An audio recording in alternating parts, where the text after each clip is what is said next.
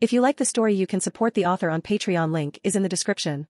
Additionally, if you would like to request novels and access my Google Drive where I have 200 plus audiobooks, then you can join my Patreon, link is also provided in the description. Chapter 41, Divine Gaze.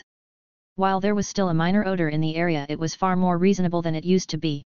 From the guild I headed to the hostess to drop off the food container and to my surprise found Belle there. "Let me guess, Seer dragged you in and tricked you into buying food, right?" I asked with a smirk as I took a seat at the same table. "How'd you know?" he asked, surprised. "She got me the same way after my first delve. Girl seems to know when you've got money on you for some reason," I said with a chuckle, and Belle paled and looked very uncomfortable. It took me a moment to realize he wasn't looking at me and awkwardly turned around to find Seer standing there with a very unfriendly smile.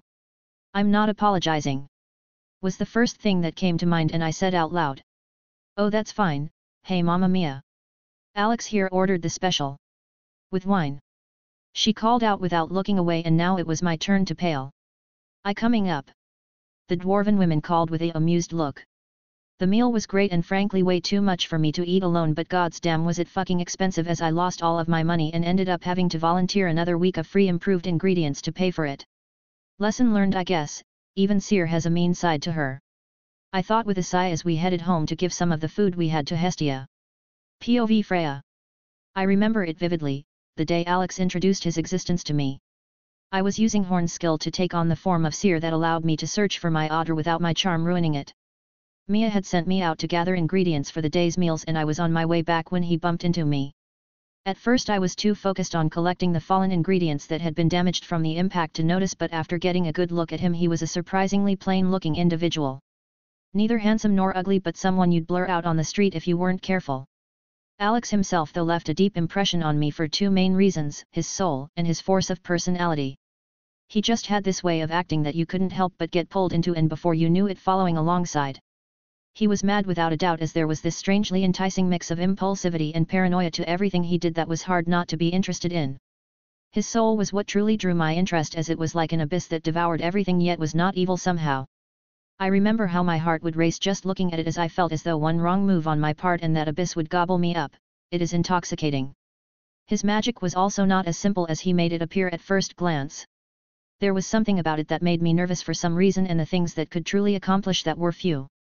It was a beautiful manifestation of blue and black flames that I theorized might be transmutative in nature and thus dangerous for us gods. It was something only us older gods knew, but with our divinities restrained in these mortal frames, we were very susceptible to transmutation, as while not our divine forms, these bodies were tied to them. What this meant was that if we were transmuted as we currently are, there was a high chance those changes would appear on our divine forms as well. To be honest, I was quite hopeful that Alex may be my destined otter and work to draw him closer to myself as Seer for that goal. At first I simply tried to make him food for his trips to the dungeon, but to my surprise he was rather blunt about telling me my food wasn't all that good. But then he'd turn around and give me advice on how to improve. It was a new experience for me, like nothing I had experienced before. A strangely enticing mix of soft and hard that led to personal growth. You can imagine my shock to find that I, a goddess of beauty and war, had actually started to get good at preparing meals for someone else. I was nowhere near as good as the others at the hostess, but I was getting better over time. Perhaps no one had noticed it, but Alex reminded me of Althea the Silence in terms of talent, as he was rapidly growing more powerful. As if fate itself had conspired to confuse me, though another anomaly had appeared in the exact same familia as Alex. Bel Cranel was best described as cute more than handsome, as he was pure, too pure. His soul was the polar opposite of Alex's, as it was the purest white and radiated outwards in a blinding manner. Seeing them sitting next to each other frankly caused me to freeze up, as my mind simply couldn't understand what I was looking at. Polar opposites, yet in perfect harmony, as if their very essences weren't poised to clash violently. It was beautiful in a way I can't even find words to describe. Meeting Bel Cranel had thrown my mind into disarray, as Horn had needed to take my place as Seer for a few days after that, much to Otter's concern, as he wanted nothing more than to help me but was helpless for all his power to do so. I had two candidates for who might be my otter at the same time, and I was stuck on how I should handle this matter. If there was only one, I could slowly groom them for the role they were destined to fill while getting close to them as Seer, but for two that simply wouldn't work. Sure, I could engineer events to spur their growth, but as for getting close to them, there was no way I could get both, and the prophecy was clear that I only had one otter. I had to figure out which it was, or perhaps I had to choose. Prophecy was tricky like that, so it was possible that is the case, just as it is equally possible that I was wrong.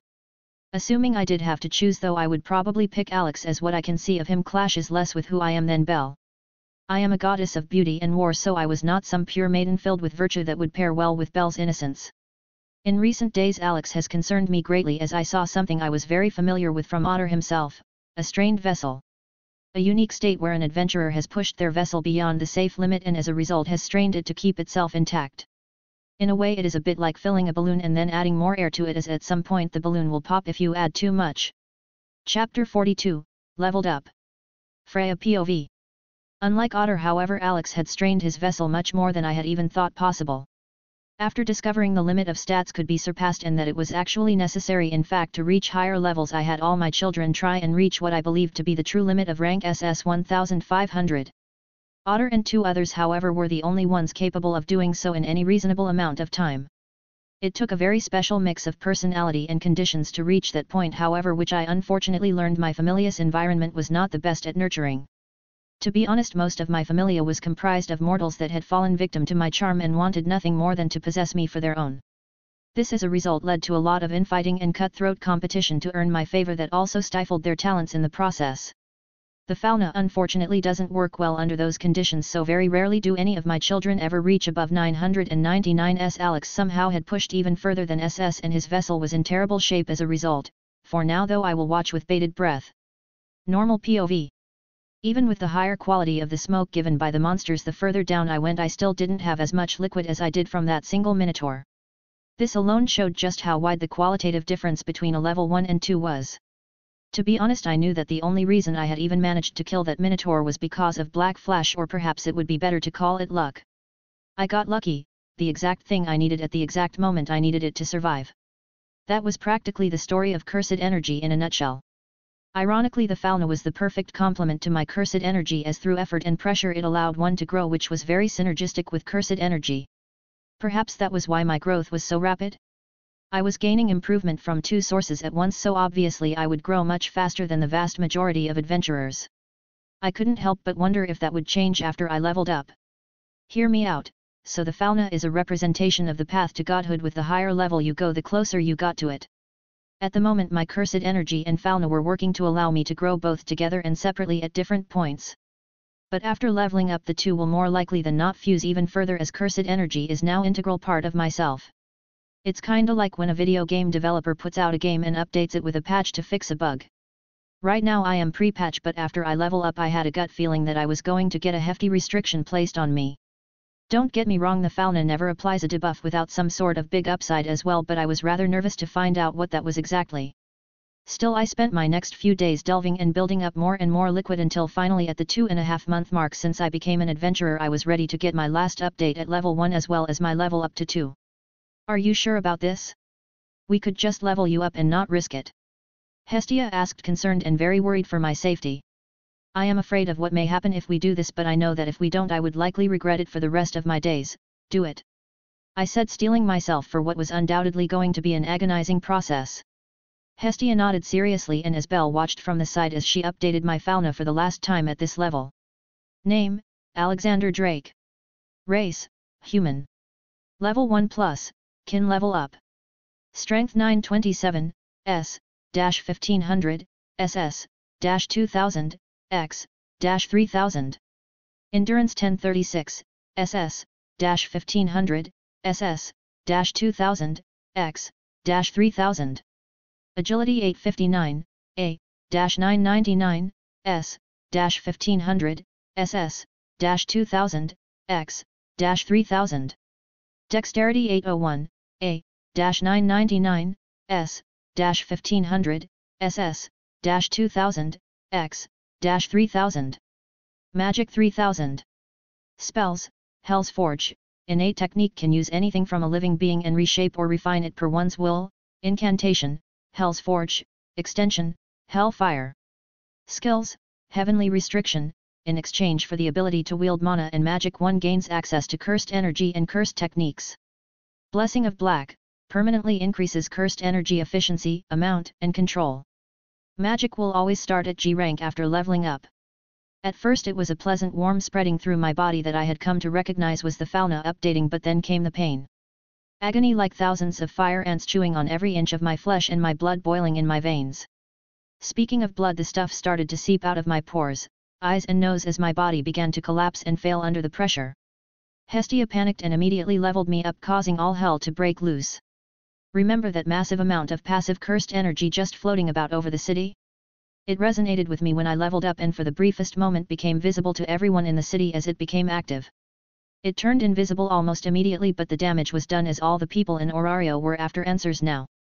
As for myself, I was entirely unconscious after getting leveled up as my brain went into self-preservation mode. I was quite thankful that I had told Hestia what I wanted as a developmental skill already, so she had been able to take it for me. I was entirely out for a whole week after that as my vessel refined itself based on my values at level 1. Name, Alexander Drake. Race, Cursed Human. Level 2. Strength 0, I. Endurance 0, I. Agility 0, I. Dexterity 0, I. Magic 200, G. Spells, Hell's Forge, innate technique, can use anything from a living being and reshape or refine it per one's will. Incantation, Hell's Forge, extensions, Hellfire, cursed tool creation. Skills, Heavenly Restriction, in exchange for the ability to wield mana and magic one gains access to cursed energy and cursed techniques. Blessing of Black, permanently increases cursed energy efficiency, amount, and control. Magic will always start at G rank after leveling up. Vessel of Sin, Hell's Forge master carries the burden of all mortal sin and is tasked to purify it from the souls of the dead. Permanent increase to crafting with cursed energy.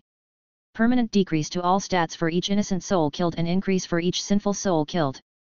Grants skill, Soul Gaze. Soul Gaze, see the souls of all things and their sins. Developmental skills, Curse Smith, cursed energy specific variant of the blacksmith skill. Mostly positive, more than negative if I do say so myself, but there was certainly quite a lot that I was less than pleased about. Chapter 43, Cursed Gaze. For starters, my fear that I would stop being human came true as my race now read as Cursed Human.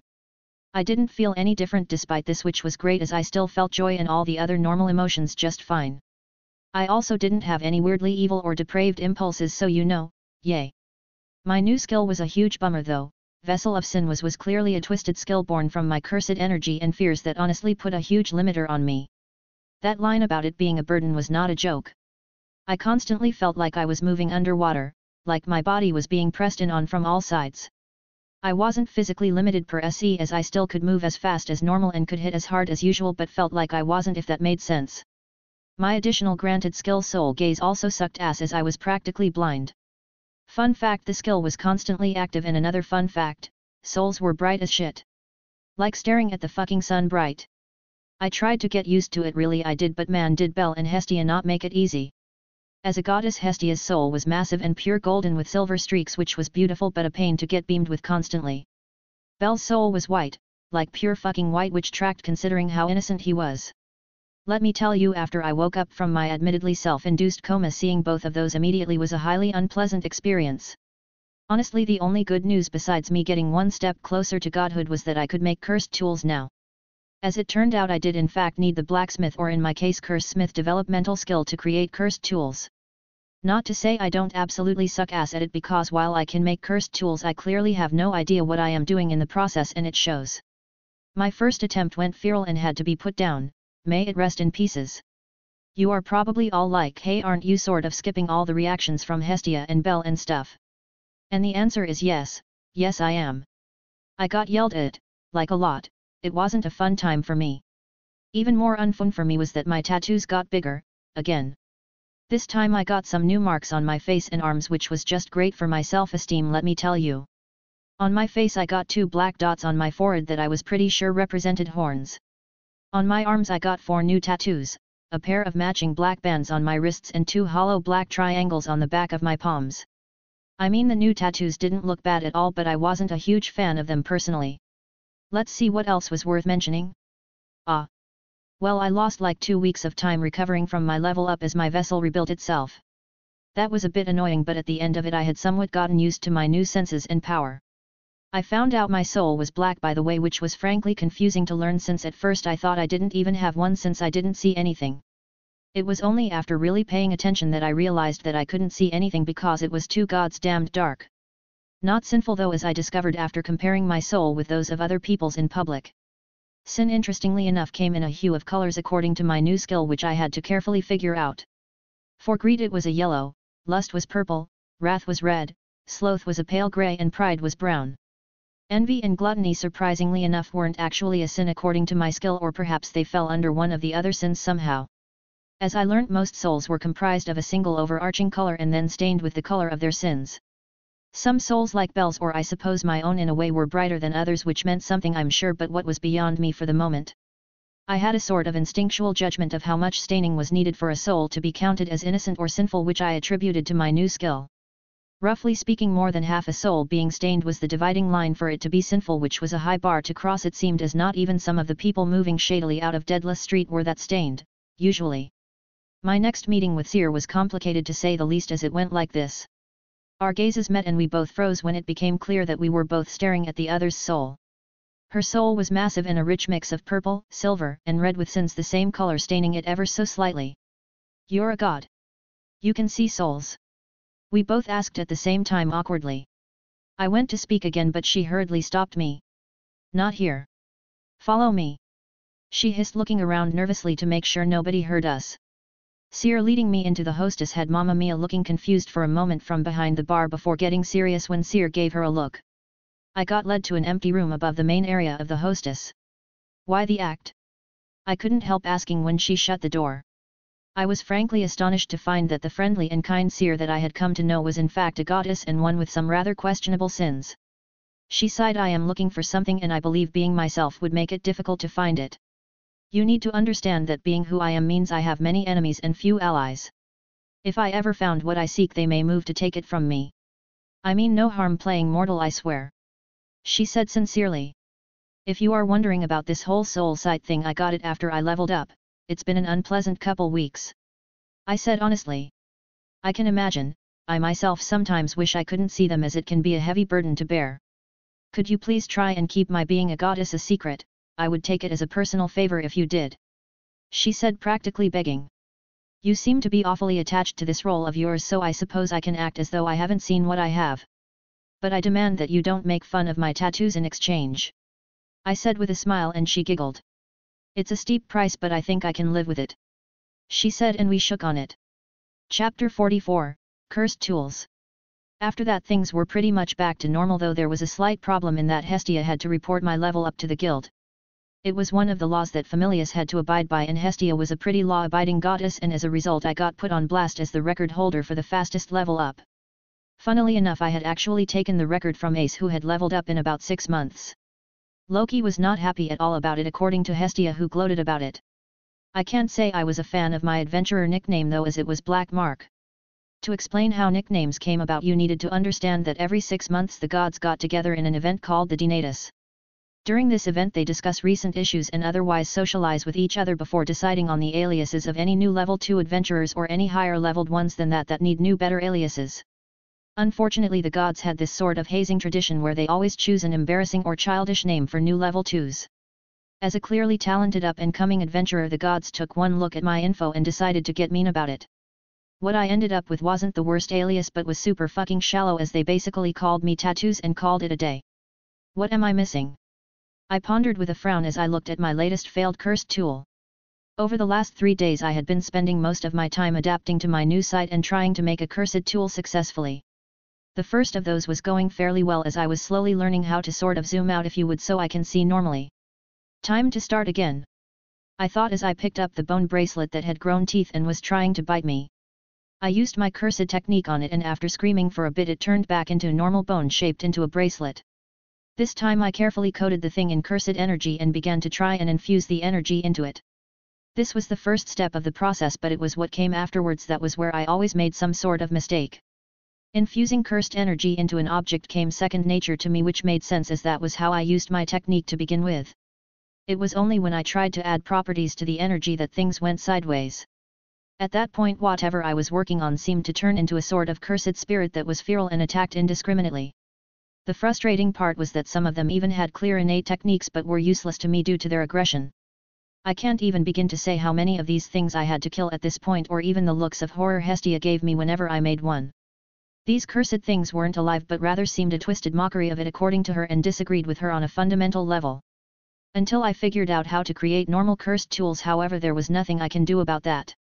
This time, for example, I was focusing on infusing the energy with the property of polish to try and make it more appealing without any danger. As the energy changed, I thought that I had finally succeeded, only for the bracelet to sprout an eye with 3 pupils that stared right at me. With a sigh, I restarted and reset the bracelet back to normal. What if I try and put a restriction on it first? I wondered, slightly conflicted. This was counterintuitive, as you would think that you would need a technique first before you slapped some sort of restriction onto it. That was how it was usually done anyways, as a curse user like me would apply a restriction to ourselves to buff some aspect in exchange for something else, but usually only after having a technique to begin with. Using this knowledge, I was trying to add effects to my pieces without the restrictions that I was going to add later to improve their quality. Still, once I had the idea of doing the opposite, it latched onto my mind like a maggot on food and dug in. I repeated the process of infusing cursed energy into the bracelet, but rather than adding a technique, I focused on adding a restriction in the form of "this object will never become alive." Just as a test. Ha ha ha ha ha.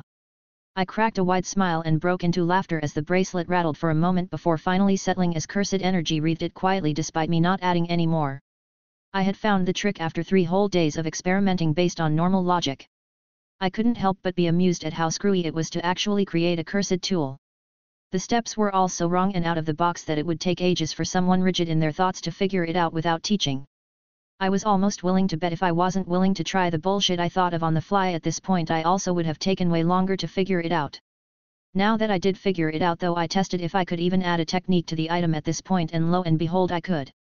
The bracelet shone as though instead of bone it was pearl when I added the polished property to it. Encouraged by this, I tried to add another property as well, durability.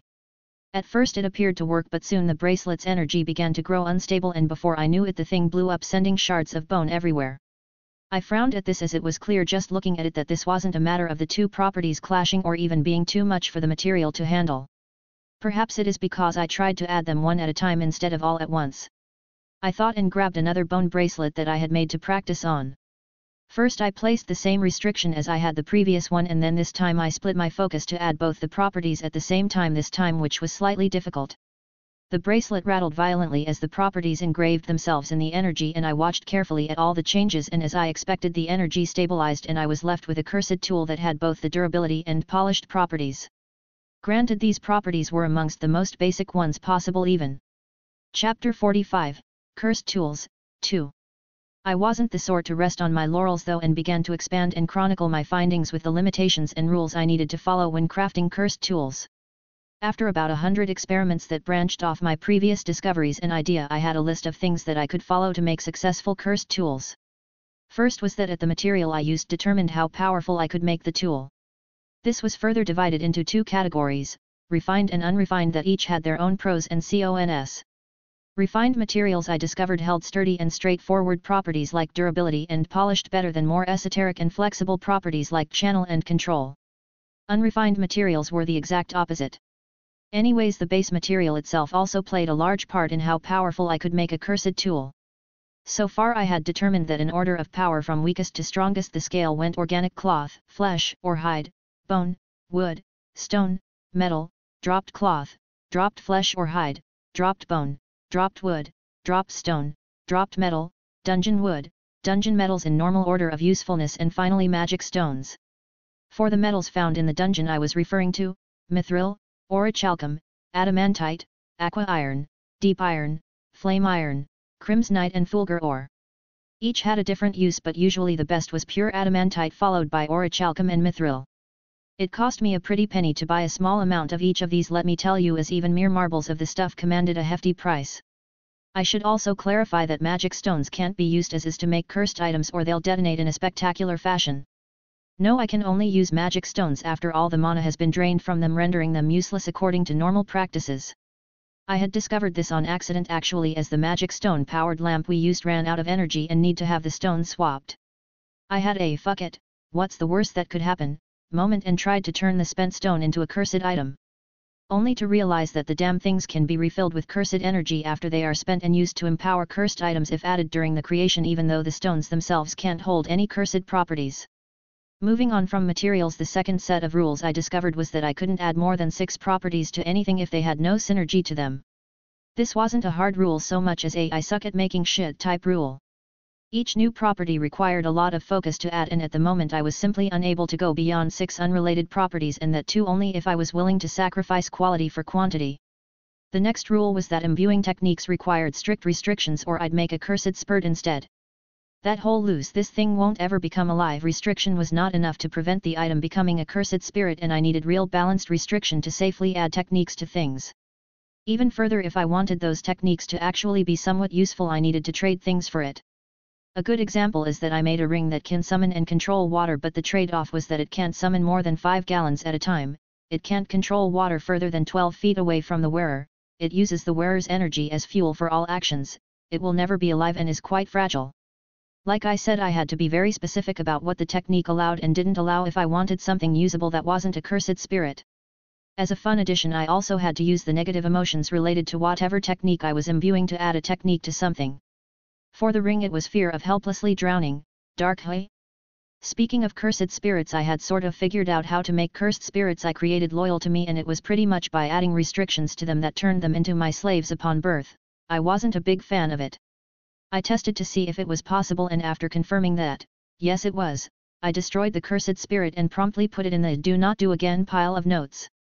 That might be really wasteful, but you'll forgive me if the idea of playing God and owning slaves didn't sit well with me. Creating something alive and aware just to enslave it at the moment of its creation was just cruel on a level I wanted nothing to do with. Sadly, cursed spirits were malicious beings by nature, and I couldn't create one out of positive emotions at the moment. I had a theory that it may be possible to do so if I figure out the reverse curse technique, but until then I was shelving this idea. Anyways, the final rule I had figured out was that the power of my cursed tools was capped by my own skill and power. In this regard, I was effectively on the same level as any other level 2 craftsman in terms of how powerful my creations could be. Sure, refining the unholy hell out of a material before shaping and enchanting it made my stuff more generally better, but actual utility was the same as any normal craftsman my level. I could probably exceed this cap if I were to do so sketchy shit like tying my crafts to blood sacrifice or gods forbid life sacrifice. But I honestly didn't see any reason why I should resort to that sort of thing. Add on that I was fairly certain that I would get hunted down for these heretical practices if word got out, and I was double sure I wanted nothing to do with it. While I was busy getting the rules and knowledge of cursed tool crafting figured out, Belle was making good progress in the dungeon. I had effectively spent an entire month just adjusting and figuring out this new stuff after leveling up, and in that time he had grown most of his physical stats to C rank and had even gotten a skill after an embarrassing run-in with Ace, who he clearly had a crush on now. He had apparently ran into a variant war shadow and gotten saved by her, but had run away afterwards. The story was honestly adorable, as it just went to show how awkward he was around women. Weirdly though, he got a skill from the encounter that frankly sounded like some next level bullshit. Liar is freeze, which let him grow more quickly depending on the strength of his feelings. Look, my growth because of the smoke I absorbed was anomalous and all that, but his skill was plain cheating. It was literally warping reality on a minor scale based on his emotions to make him improve faster than he should. Comment. 10 comment. Vote. Chapter 46, Experimental Tools. Hestia tried to hide the skill from us, but I was having none of it and simply restored the smudged out words. I can't say I blame her though, as this was basically a flat-out declaration that Belle was in love, or at the very least was interested in Ace. To be honest, I was slightly offended that he hadn't gotten the skill out of desire to be like me, since I was an impressive motherfucker if I do say so myself. Ego aside, I suppose I was happy for him, as he was pretty much set so long as he didn't die early. Are you sure you are ready to go back into the dungeon? Hestia asked, worried after I had made my intentions to return to delving known. Yeah, it's about time I got back into the swing of things now that I've got my feet under me again. Making cursed tools is fun and all, but it's also costly, and in order to raise my stats I need to kill some monsters. I said honestly. You could at least take Belle with you so you can watch each other's backs. She said, and I shook my head. Right now we'd just get in each other's way if we did. Plus I can't use my flames if I am in a team without risking injury to whoever was with me. Believe me, I find it just as annoying as you do, since that also means I can't have a supporter either, but that's just the way things are. I said with a shrug. Just try and be careful, all right? She said, and I nodded seriously.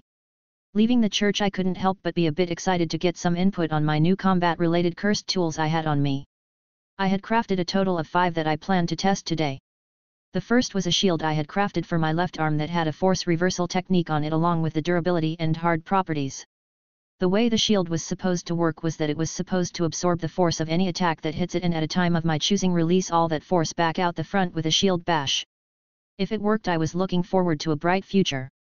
The second item I made was actually a pair of items in fact, but was basically my attempt at making a phone using my technique. It was a small coin with an ear on one side and a mouth on the other that was supposed to allow someone holding one of the two to talk to the person holding the other regardless of distance. If it worked, I was planning to equip each member of the familia with one in the future to give us a huge edge while deep delving or if we get separated. Can you even imagine how great it would be if we could just tell someone on the outside that we had an issue and needed help while on say floor 42? Game changing. Moving on, we had my third experimental cursed tool that was supposed to work as a metal detector. Look, I didn't mind spending so much to experiment when I had no other option, but if I could just mine the damn metal myself from the dungeon, I am always going to take that option. But like any mining familia will tell you, finding the metal is half the challenge, as the dungeon is always shifting slightly and adding or removing the metal from locations, and as a result it was a pain to find sometimes. If this item worked, I could stock up on the good shit and work to outfit myself and Belle with gear that would make level 4s jealous. I'm talking full cursed armor out of orichalcum or adamantite that turned us into walking tanks. I'd have to figure out how to make cursed tools capable of growth though, since when I tried that the item actually ended up getting bigger at a slow but constant rate. That is to say, the technique took the wording very literally rather than how I was hoping.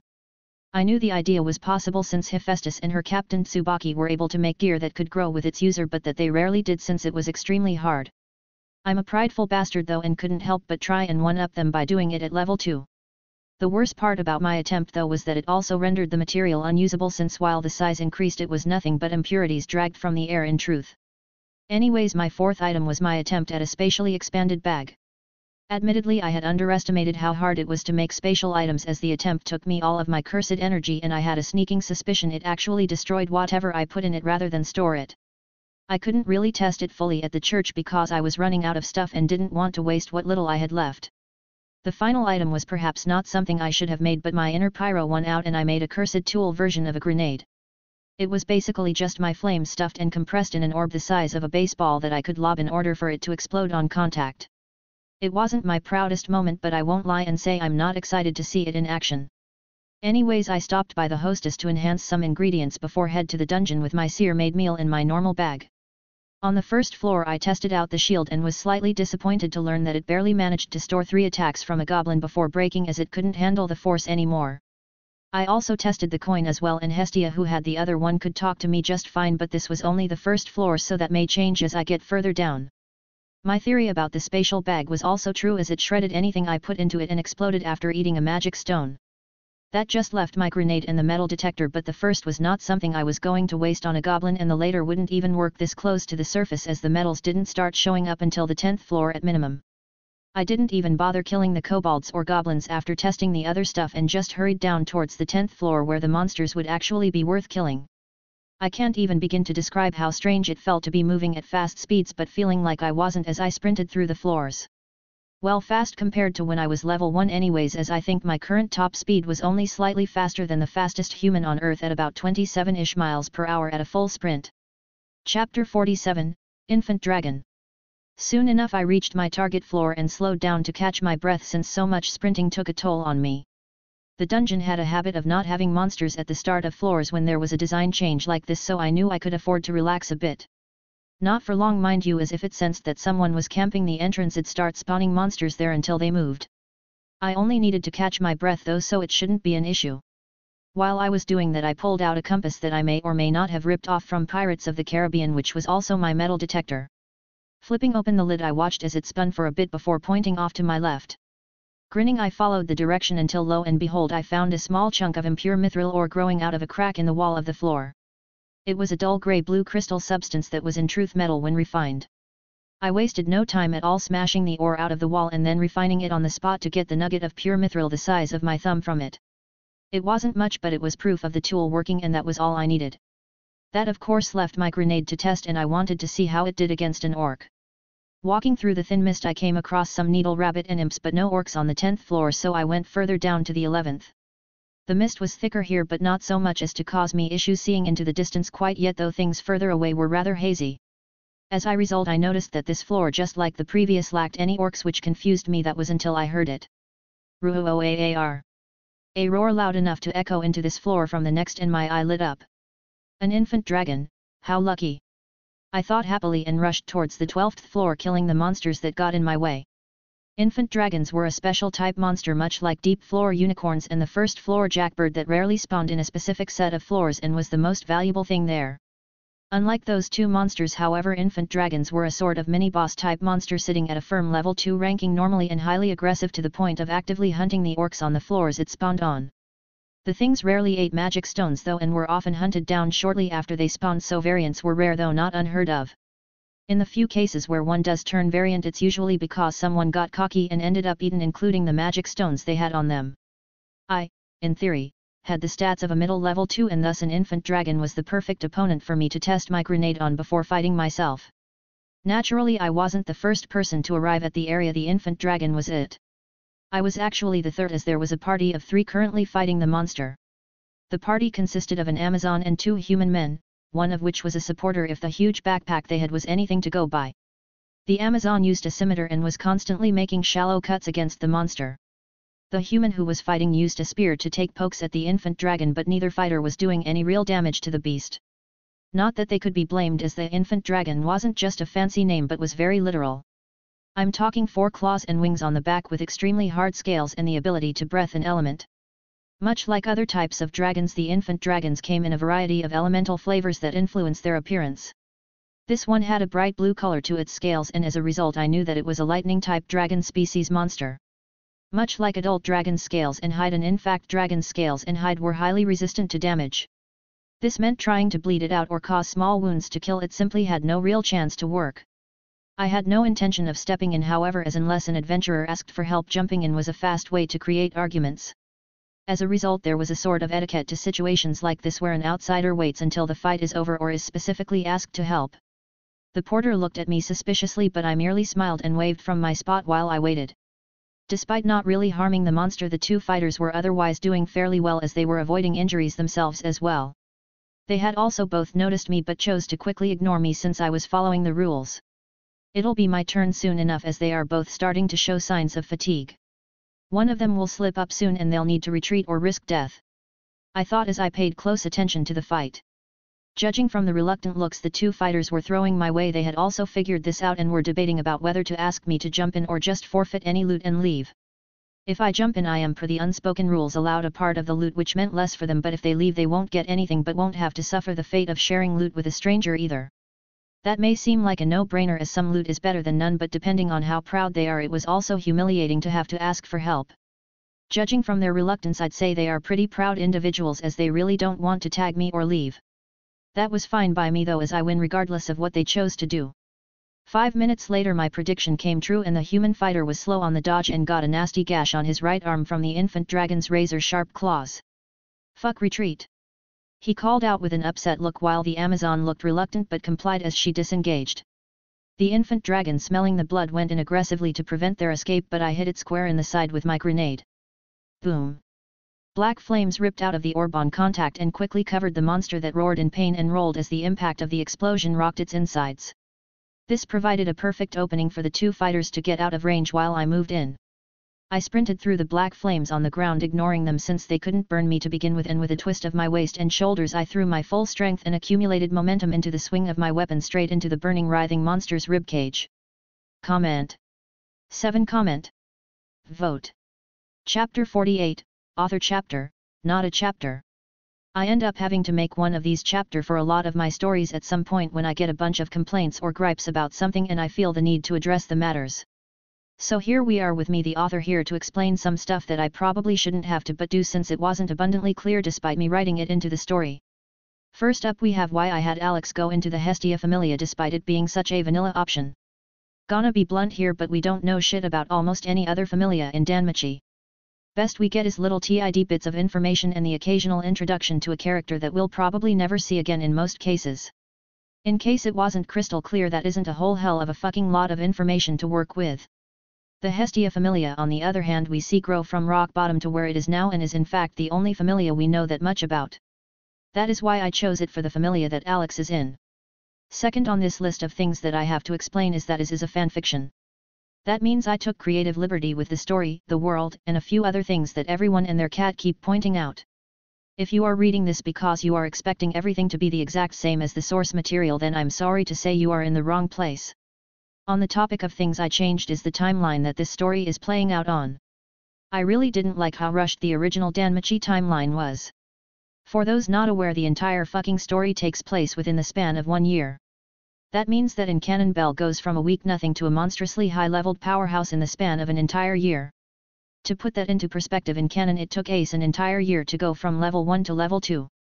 Like I said, the story was frankly cramped as far as timeline was concerned and I wasn't alright with that, so I changed it. I made it take longer for things to happen and spaced stuff out in a much more reasonable time frame. Moving on, we have the thing I have been getting a bunch of criticism for, power scaling. I have in fact boosted the average power of each adventurer in Orario at the time of them usually leveling up. See, most adventurers went for leveling up as fast as possible and as a result didn't have max stats at the first limit before they leveled up. What I did was raise the minimum bar to level up. Hell, I even covered this fact in one of the previous chapters. In canon the minimum you had to raise a single stat to level up was D500 and the average adventurer would have a single stat at B700 or A800 before they leveled up, while the rest were different based on their experiences and fighting style. The average canon fauna stats looked something like this as a result. Level 1. Strength, 536, D. Endurance 559, D. Agility 760, B. Dexterity 620, C. Magic, 332, F. This felt wrong to me, so I changed the average minimum a stat had to be 700 so that the on-average adventurer would have higher better stats like this instead when it came time to level up. Level 1. Strength, 636, C. Endurance 659, C. Agility 960, S.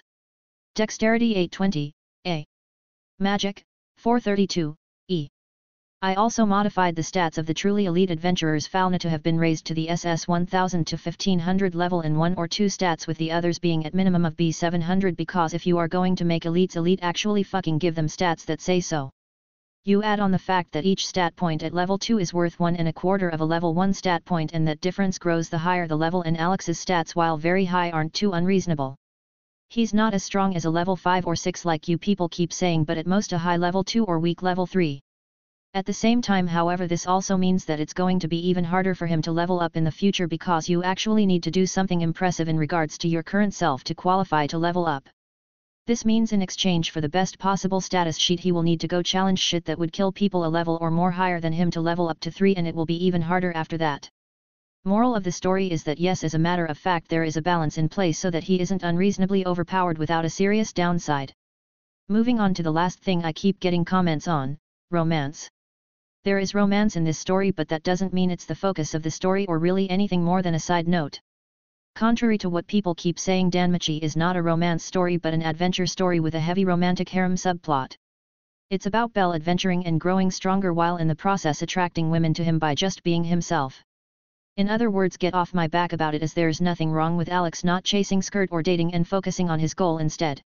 As I said, there is romance, however, so shut up about it already. Chapter 49, Disappointment and Robbers. Crack. The impact caused the scales I struck splinter in the ribs underneath that layer of skin to break and bow inwards, puncturing the monster's lung, causing it to spit out blood as the lung filled with the stuff before it got expelled as the beast tried to breath. My flames were ravenously scorching the beast, as well as the more vulnerable parts like the wings, leather, and the eyes were consumed greedily. Rah! The monster tried to roar, but it was watery and pathetic from the blood in its lung and throat. In a desperate bid to survive, the monster thrashed about, which I leapt up to avoid as well as line up my next attack.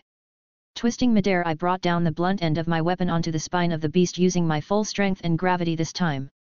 Crunch! The scales shattered, but the spine didn't break, though the monster collapsed from the force. I was a little disappointed at how easy this was so far, but I admit that might just be because I actually was higher up the food chain than it was. Sure, we could both be considered level 2, but the guild based this monster's power off a normal level 2 with B rank stats across the board when they had leveled up.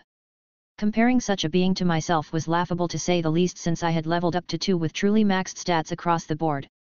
Compared to the 700 or so of B rank stats, I was nearly 3 times higher up than that upon leveling up. To the 3 watching this pathetic display on the infant dragon's part, they likely thought I was level 3 or even higher when we were actually the same level. By the time the monster finally had enough bullying and died, I was pretty sure they had given up any desire to clash with me over the loot. In fact, when I removed the magic stone from the corpse, they watched on and didn't say anything even after the large amount of smoke flowed right into me through my tattoos. As far as drops went, I got a fang and about a dozen scales that were intact and another dozen not so intact, well, and the magic stone that was the size of a coconut. Clap clap clap. The sound of hands meeting rang out slightly in the distance beyond where I could see, thanks to the dense mist of the 12th floor. Moments later, a party of 5 men with jeering faces and greedy looks walked out of the mist to where I could see them. I frowned when I saw their souls that shone with sinful nature and many sins related to greed, lust, and violence. I'd be an idiot if I didn't realize that they were here to either rob or murder me, if not both. That was a wonderful show you just put on, but you must be dreadfully tired after using so much magic, right? Why not just leave that bag here with us to hold onto and take a nice long nap? The guy clearly leading the group said with a not very friendly smile. I couldn't help laughing at this though, as I realized that this group of robbers thought those flames were from me using magic. If that were actually true, I might have been worried, but the thing is, those flames were from yesterday when I made that grenade. In other words, I was sitting at a full tank of energy right now and they thought I was unable to use the flames against them. Looks like we have an arrogant one, fellas. Let's take care of the leftovers before we teach him the real way of things. The leader guy said cruelly as the smile fell from his face. The party swarmed towards the 3 who were here earlier that raised their weapons fearfully to fight off the enemies. I smirked coldly from my position though, and with a wave of my hands sent out hellfire in a wide arc to encircle all of us in a ring of fire. Impossible. You should be near mine zero after using so much magic. The leader exclaimed in horror. Oh, you would certainly be correct if it wasn't for the fact those flames were from a magic item and not me. You lot have 3 options now. First, you surrender quietly and I drag you all to the guild. Second, you try to flee and all die in agony as my flames devour you. Finally, you all try and fight me, at which case I'll kill all but one of you. The last one still gets dragged to the guild though. Oh wait, silly me, I forgot about the 4th option. You kill yourselves before I can catch you. Like tag but for keeps. I said with a casual smile. I refuse to believe you can take on all of us at once. Get him, Gurk. The leader went to say, only to be cut off as one of his party put a blade through his chest, killing him. I raised an eyebrow at this in surprise before the person who stabbed him, which was a slimy-looking human man, spoke. Bastard was about to get all of us killed. Those flames made even an infant dragon helpless, and you think fighting against the guy who can summon more is a good idea? Die on your own, but I'll take the guild over death any day. He said, spitting on the still warm corpse. Damn well rip that guy, that was cold as shit, man. Still, I can feel your sincerity, so if you just toss your weapons over that nice wall of fire there and walk over to me slowly with your hands where I can see them at all time, you'll live past today. Try anything funny and I'll reduce you to ashes before you can blink though. I said calmly.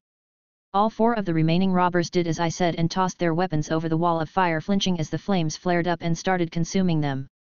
When they arrived close enough, I had them lay down on their stomachs with their hands behind their backs. One of them tried to reach for a hidden weapon at that point, likely a throwing dagger, and paid the price with their life. Oddly, I didn't feel anything after killing a person for the first time, and I couldn't help but wonder if this was a side effect of my becoming more closely intertwined with cursed energy. Sure, I had grown desensitized to killing monsters, but a person was a whole other sort of thing as far as I am concerned. I thought that I'd feel sick or something, but my emotions didn't waver even a little, which was disturbing to recognize. The last 3 robbers got tied up with some of the rope I always carried on me after I searched them for held out weapons. Chapter 50, Hassle. So that whole ring of fire thing I did might have been a bluff, since my control over my flames wasn't that good. Don't get me wrong, I could certainly hold it in place, but it took a huge amount of effort on my part, as the flames wanted nothing more than to go wild and set the whole floor ablaze.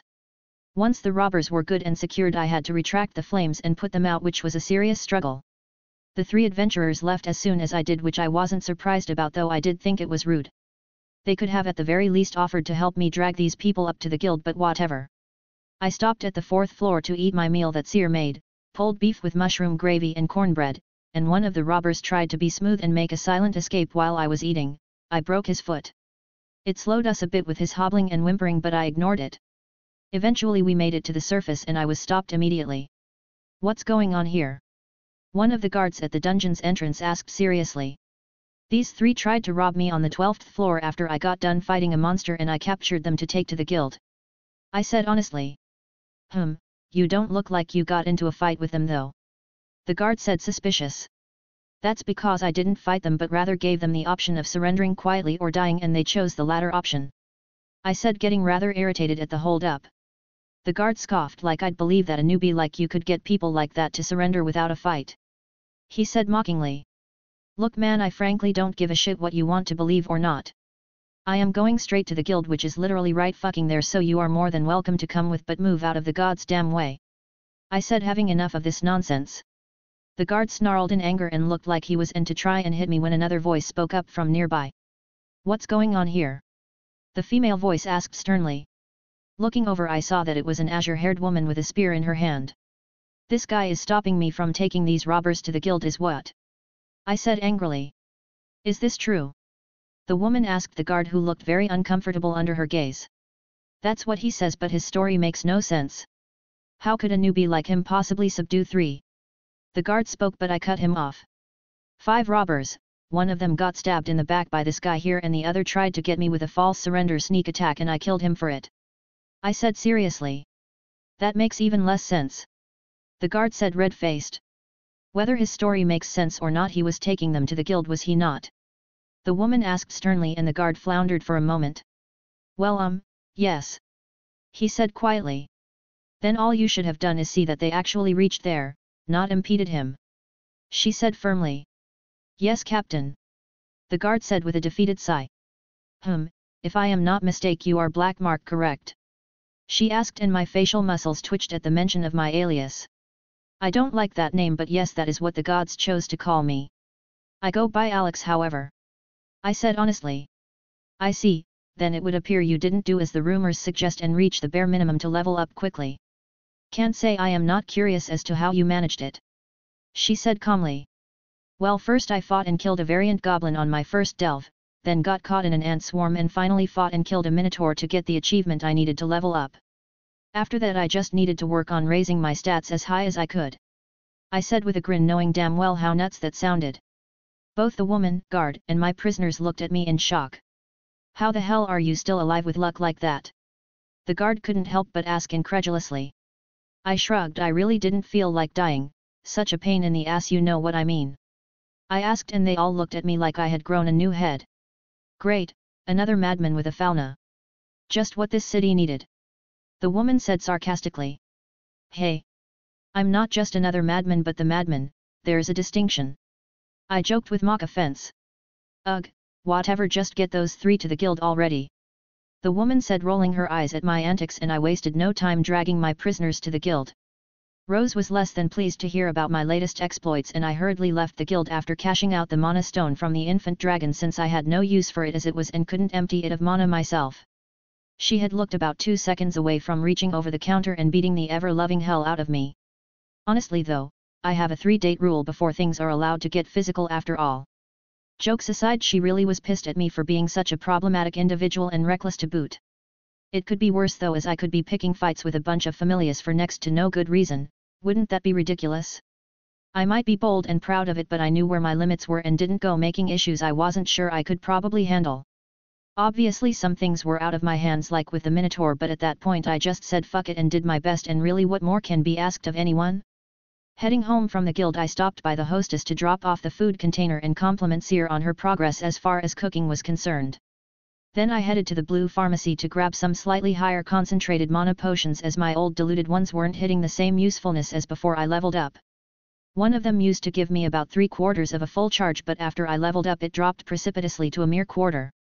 I wasn't surprised really, since my Blessing of Black skill set my magic stat at G right off the rip, and each stat point at level 2 was worth 1.25 of the same 1 point from level 1. This meant on top of what I had before I leveled up, I had way more cursed energy that was also pure as well. Chapter 51, Plural and Commission. Leveling up wasn't as simple as just reaching the next threshold of strength like in video games, despite what the fauna shows. It was a very literal refinement and evolution to a higher existence. This meant all parts of a person are enhanced and made into stronger forms of themselves. That included whatever type of energy you used for your magic stat, which in my case was cursed energy. This was also why the same magic showed wildly different power after one leveled up. Simply put, the fuel for this magic had improved, and so the effect of the magic itself also improved. After leveling up, my cursed energy had also become more pure and refined, so I was able to do more with less.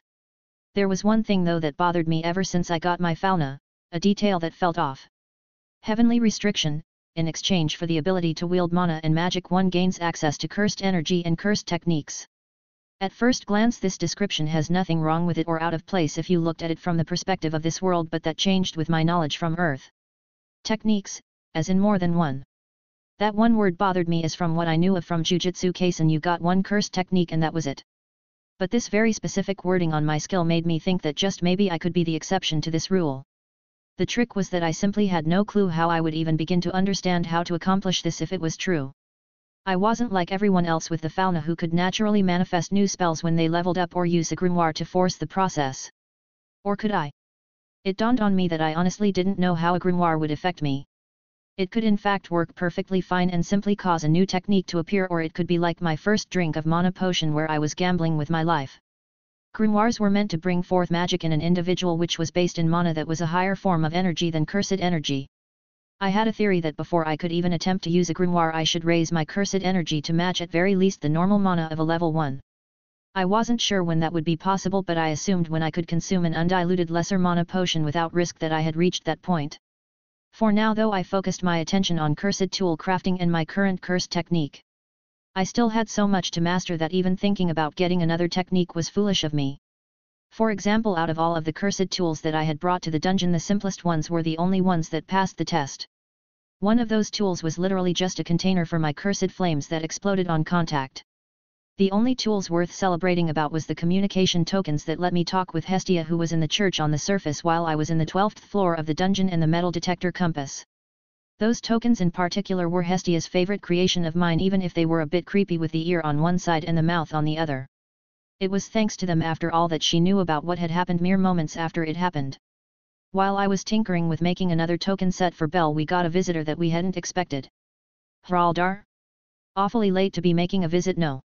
I asked, seeing the dwarf outside the church. He shrugged. Nothing for it, lad, this was the only time I knew I'd be able to catch you here. You are usually in the dungeon for most of the day. Or at least you were before you went and leveled up. Quite the surprise that. He said honestly. Just got unlucky enough to have to fight a minotaur to death is all. Most of my time was spent raising my stats till I was satisfied with them after that. I said honestly. That'd do it if you won, which you clearly did. Hraldar said, nodding in understanding. That reminds me, but why'd you take so long to visit anyways? I was stuck here for nearly a month after I leveled up, but didn't see hide nor hair of you. I said curiously. That was bad luck really, as you leveled up right before my Familius annual expedition to the middle floors to stock up on resources. We just got back a couple of days ago and I had been busy going over our inventory till now. He said with a chuckle. Well, please come in and make yourself at home, assuming this is a social visit, that is. I said, opening the door widely. He shrugged. Bit of both actually, came to put in a few commissions as well to see how you were doing. You seem well enough. Gotta ask though, what's up with the tattoos anyway? He asked curiously. They are symbolic. I said, not lying but also not really saying everything. Not the strangest tradition I've ever seen. Met a Palom once that had a tree he'd lick for luck before delving each day. Didn't seem to work since he got killed by a green dragon after his lover betrayed him. Hraldar said with a shrug. I couldn't help imagining the scene he described with an odd expression. Well, regardless, what's this about a commission? I asked, changing the topic as we took a seat on the restored pews of the church.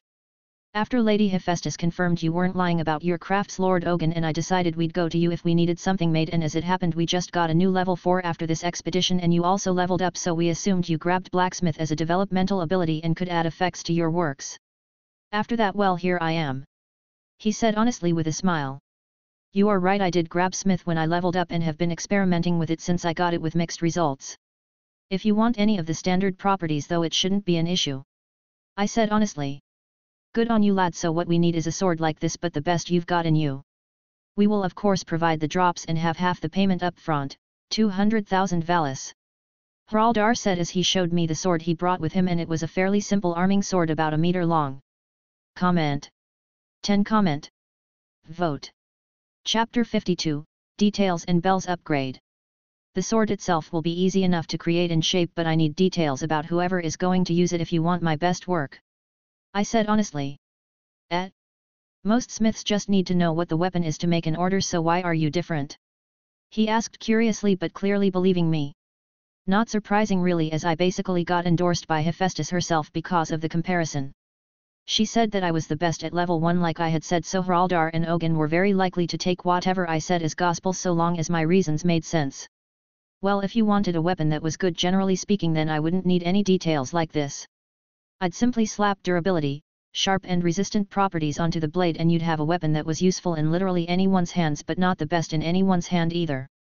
What you wanted instead was my best work, and that means I need to know things like what stats the person favors, if they block with their weapon regularly, do they have a magic that uses their sword, do they prefer hard straight-on attacks or fast shallow ones, things like this. By knowing all this I can make a weapon that is perfect for the job it was needed to perform. I explained, and Hraldar looked amazed.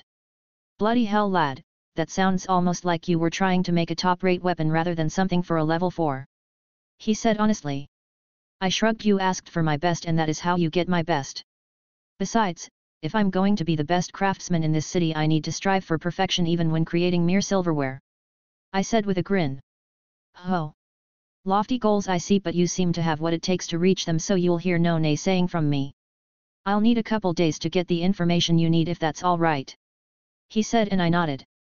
He stayed and chatted casually for a bit after that but left since he had stuff he still needed to do as the captain of his familia besides this visit. I wasn't joking about the information I asked for either, as depending on the answers I had to swap out properties to have ones that fit the wielder perfectly. While there were patterns that every type of weapon was used for, normally each wielder of the weapons was unique and differed in ways that needed accounting for when crafting a weapon. For example, if a sword wielder relied on a shield to block rather than the sword itself, I could trade durability for something else like severing or bleed that increased its lethality at the cost of longevity. If the weapon was brought for regular maintenance and treated as it was supposed to be, though, that would hardly be an issue. I would like to point out, however, that even without durability everything I fully refine is already stupidly tough to begin with, so even without it the longevity is still great. For example, a fully refined piece of pine wood had the toughness to take a hit with a regular steel sword and barely get a scratch. Pine is an inherently soft wood, mind you. You may be wondering why I hadn't added any properties to my own weapon, since I would obviously know my own information. The answer is simply that there was no point for me to do so right now. My weapon was made of materials that were typically used to make second-rate weapons, which was easily more than good enough by themselves, but I had fused several together. In other words, my weapon just from a material standpoint was a higher level than I was at the moment without any properties added. Like I said, it wasn't necessary and served no point, as I wasn't skilled enough to turn it into a proper cursed tool or use it to its full potential even if I could, hence pointless. Bell's weapons though were a whole other matter. Besides the material's innate strength and the edge I gave it and maintained, the weapons had room to be improved with properties.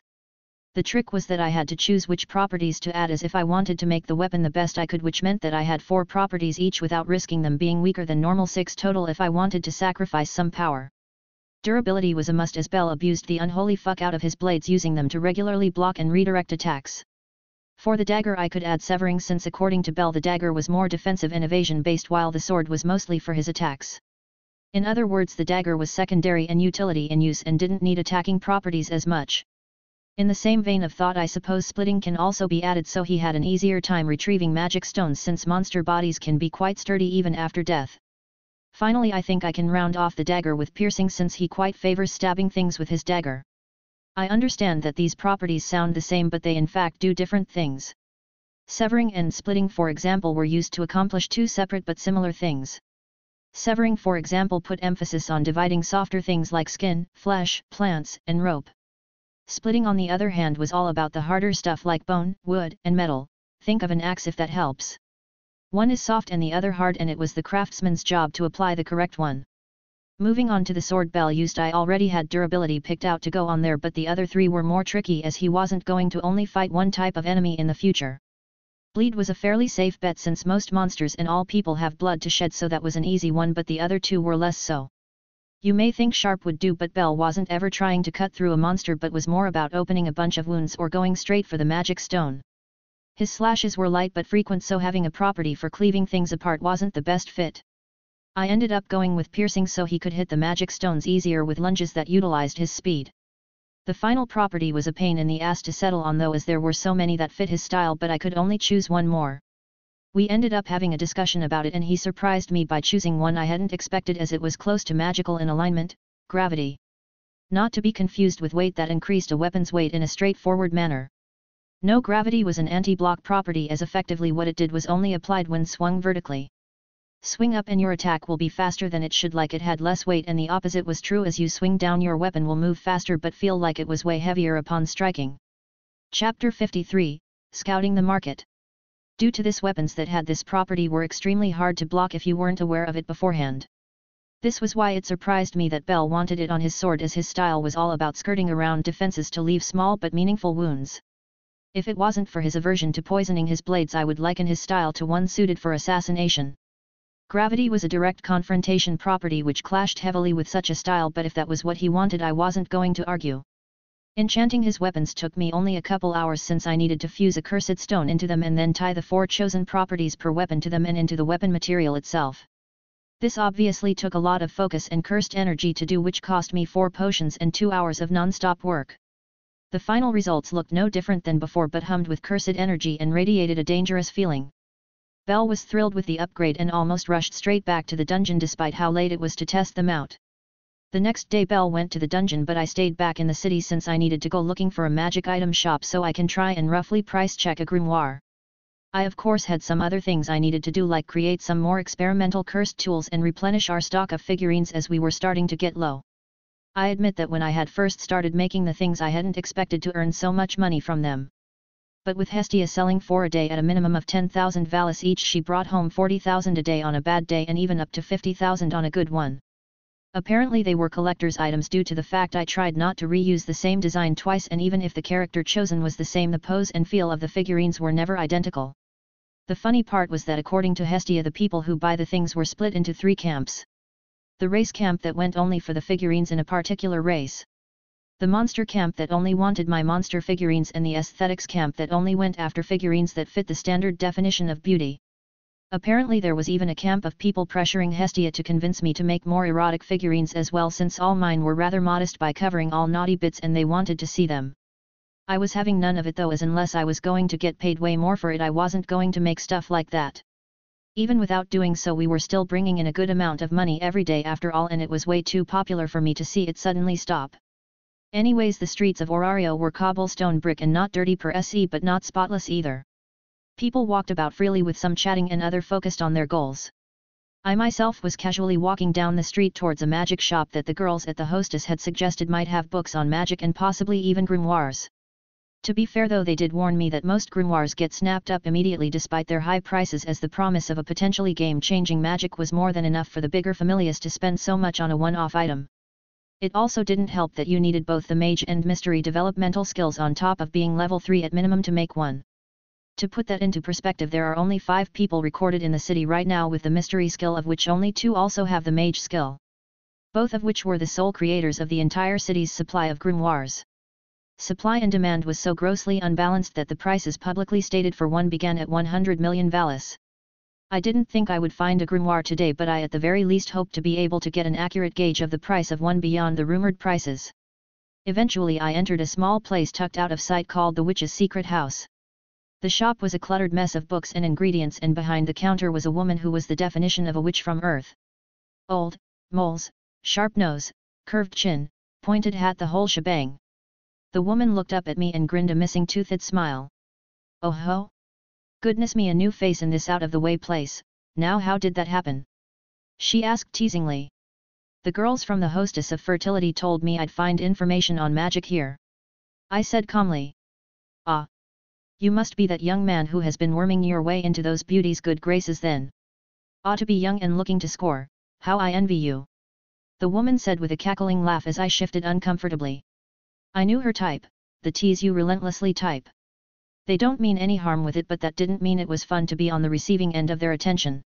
While it was true that every girl at the hostess was a beauty in their own right, I was definitely not trying to get with any of them. I valued my life, thank you very much. You jest, but Mamma Mia would skin me alive if she even thought I had such ideas. I truly am here for information on magic. I said honestly. Tisk tisk, no need to try and defend yourself from me, I won't tell anyone, I swear. Fun aside, I would hope that those girls would have told you my rules. You pay up front in either Valis or with something unusual. If you choose the second route, I decide how valuable the thing you give me is and I won't argue about it. If you try and scam me, I'll boot you from this place in an instant. She said seriously, and I nodded. According to the girls at the hostess, Lenoa here was the experimental type mage and was always testing new things and looking for curiosities to study. I came prepared, however, with something I was certain would catch the woman's attention, a cursed stone. Placing the glowing stone on the counter, the old woman's features wrinkled further as she looked at it. A magic stone? No? How is that? What? You? Boy. Where did you get this stone? She started out at a mutter but was practically hysterical towards the end of her speech. I believe that wasn't the game now, was it? I asked with a grin of my own. Don't play coy with me, boy. She shouted angrily. Does it matter? I have it now and you very clearly want it, so name a price. I said with an amused smile. Chapter 54, Negotiations. Tisk. Of course those girls would send a tricky customer my way. The woman's emotions flipped to mild annoyance in an instant and it was clear she was acting before. Almost had me believing that you had lost control of your emotions for a moment there, still my point stands. I said, still smiling. I can't make an offer, loath as I am to admit it. Whatever that is without precedence. Nothing like it has ever existed as far as I know, as a result I have no idea how much it would be worth. She said with obvious annoyance. Well, we seem to be at an impasse then. Tell you what, you tell me the actual price range of a grimoire and let me take one of those books on magic over there and I'll let you have that stone. Sound good? I offered calmly. Do I look like I was born yesterday, brat? Those books are valuable in their own right, and what would a low-level adventurer even need to know what a grimoire costs anyways, not like you can afford one. Besides, there's no telling if you are ripping me off with this stone. She said with a scoff. You said it yourself, that stone has no precedent. Surely that alone commands a respectable price, no? I asked, and the woman looked hesitant to disagree. Seeing this, I pressed a little more, like a devil whispering in your ear to make a bad decision. Look at it this way, if it pays off I'll be the one at a loss here instead, and by no small amount to boot. I said with an urging tone. Fine. Fine. You can take one book, but I chose the book. She said, annoyed. A pleasure doing business with you. I said with a grin. I ended up leaving the shop with a rather basic introductory book on magic and the price range of a grimoire. I wasn't surprised to learn that the public price of 100 million Valis was the starting point of the things, not the average selling price.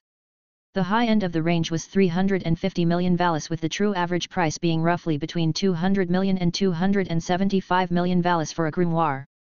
With my objective complete and some time to kill, I headed back to the church to experiment with cursed tool crafting some more. The book on magic was frankly useless to me, but that wasn't true for Bell, who was quite jealous of my magic. Not bitter because he's a ball of innocence and warmth, but envious all the same. You may also be wondering why I wasn't throwing myself into the dungeon to grind my brains out since I was still so weak. The answer was because there was no reason to rush. The path to godhood is a marathon, not a sprint. All rushing forward would accomplish was to make my path either very narrow and rough or cut it off entirely, as I'd slip up along the way. My goal wasn't going anywhere, and as much as I may reject the standard craftsman path, that didn't mean that crafting wasn't an important part of my own. Creation and destruction in equal parts, if you would. I kill and slaughter in the dungeon to fuel my growth, but I also use my power to craft marvels of power that balance out that scale. My stats were easy to raise, but my prowess as a craftsman needed constant experimentation and discovery. In terms of pure time investment, it should be obvious which of those two sides took the most to raise properly. Anyways, once I got back to the church, I was surprised to find Hephaestus there with her captain. Oh. Did you get what you were after, Alex? Hestia asked curiously as I walked up. I nodded. I did. I'll be heading down below to experiment for a while now, since I've got some time to kill. I said casually. Oh? Perhaps you have some more fascinating creations in mind, like these coins. Hephaestus said in a curious manner that made me sigh. You weren't supposed to share those, you know. I said sternly to Hestia, who looked embarrassed. No reason to blame her, since it's not her fault really. My visit was not something we had scheduled, so she tried to hide the thing from me, but Tsubaki has sharp hearing as a level 5 and found it. I must say it's a marvelous creation, to say the least, revolutionary even. A method to communicate with a person regardless of distance or location is an extremely valuable thing. I'd like to commission some if that's not too big a problem. The red-headed goddess said with a smile. I would also like to point out that I was positive she was not here for Hestia to begin with. It was small things that weren't like last time she was here. Her clothes were nicer, more ladylike if you prefer, and also more revealing. She had her hair clearly washed and styled and had on a small amount of makeup that none who is ever near a fire would be caught dead wearing since it was oil-based. I wasn't dense enough not to realize that she was here peacocking for my attention. That's between you and her, I'm just the craftsman. BTW, I preferred you without all the extra stuff, felt more authentic that way. I said casually before heading down below. I wasn't just messing with her either, as I genuinely thought she looked better as she was before. She was clearly uncomfortable with all this extra stuff on her and in those clothes, which took away from her natural charm. I liked tomboys, no point in denying it really. Perhaps I might give romance a chance in the future, but for now it would only distract me and I didn't need it. Anyways, while Hestia was left to negotiate with the red-haired goddess, I focused my attention on my current resource cursed tool idea. See, there was a rather booming magic sword market but a severe lack of products available that created resources like water, food, and healing at the cost of mana. This is where I came in with my reusable magic items that I could charge a stupid amount of money for and get away with it too. Some gods or goddesses may try and make moves to possess me if I made it obvious I was the source, but I had a plan for that. My cursed technique is a lovely thing that would let me quite literally change my face, skin color, voice, and even height if I was careful, so good fucking luck trying to figure out who I was after that. If I was also wearing organic clothes I could change those as well, so tracking me was a nightmarish task. Comment. 14 comment. Vote. Chapter 55, Chatterbox. This was all predicated on whether or not I could successfully create a cursed tool like this to begin with, so let's not get ahead of ourselves here. I had given the water creating and controlling ring to Bell, who told me that it worked fine but was rather weak after he passed the 9th floor and entered the 10th. That was, as I discovered, not something I could fix either, as I was apparently too weak to summon enough power to create truly powerful cursed tools. This was one of the flaws of my inferior energy type rearing its ugly head, unfortunately, as I knew for a fact that a level 2 magic item had no such issues. A level 2 that could make magic items could create them strong enough to mimic a level 3's magic attack but had limited uses before breaking. Still, cursed energy wasn't about extremely powerful effects but rather turning weak effects powerful through very elaborate uses or expansions. Take the special grade cursed tool Inverted Spear of Heaven for example, that simply dispersed all cursed energy it came into contact with it. In a cursed energy user's hands it was worse than useless, it was a hindrance. But used against a cursed user, and well, it was a fucking nightmare, as it scattered all cursed techniques with a simple touch regardless of what they did. That meant no domain expansion, reverse curse technique, barriers, or any attacks either worked. That sounded powerful, right? Truth was, it was actually very weak in literally any other scenario. All cursed techniques were more or less the same way, my own was no exception. You put me in a solid steel box and I will be entirely helpless. Hell, you could drop me in the middle of the ocean and I'd be fucked 6 ways to Sunday. What I had to do, however, was not create overpowered items right off the rip but useful ones instead.